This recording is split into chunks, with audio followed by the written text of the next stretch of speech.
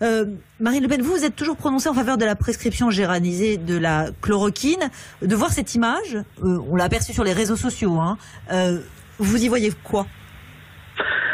Bon, écoutez, j'ai le sentiment que le président de la République court après les événements, mais pour être extrêmement précise, je n'ai pas réclamé la généralisation de la chloroquine, j'ai réclamé la liberté pour les médecins de pouvoir la prescrire. Voilà.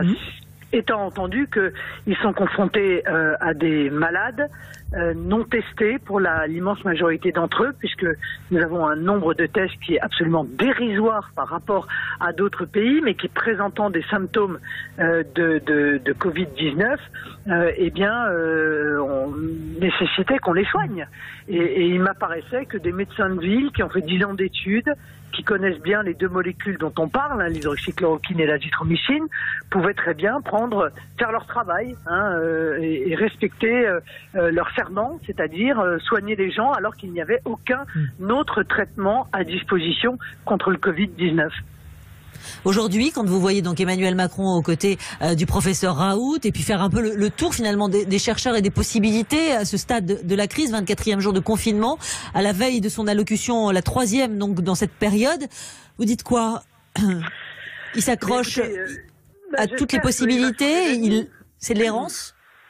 J'espère qu'il va revenir sur les décisions qui ont été prises par le gouvernement et qui, évidemment, ont interloqué l'ensemble des Français.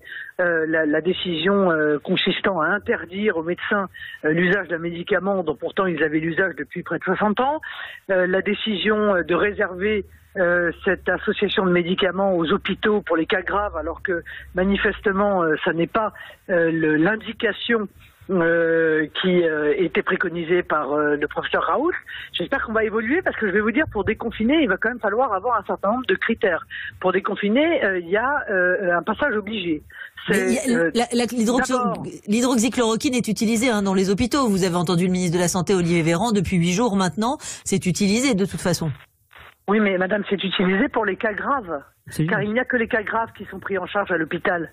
Or, le professeur Raoult explique que si cette association de deux médicaments est utile, elle est utile en tout début de symptômes. Car au moment où la situation s'aggrave pour les patients, alors il est trop tard.